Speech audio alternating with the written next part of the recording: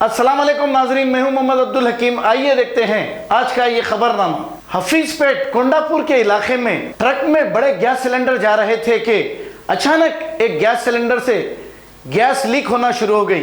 इस पर वहां पर थोड़ी देर के लिए भगदड़ मच गई, लोग भागते हुए नजर आए। हालांकि कोई भी इस मंजर को कैमरे में कैद नहीं कर रहा था, लेकिन थोड़ा सा हमारे एक व्यूअर ने इस मंजर को कैमरे में कैद किया। जान बचाने के लिए लोग किस तरीके से भागते हैं, आइए देखते हैं ये रिपोर्ट।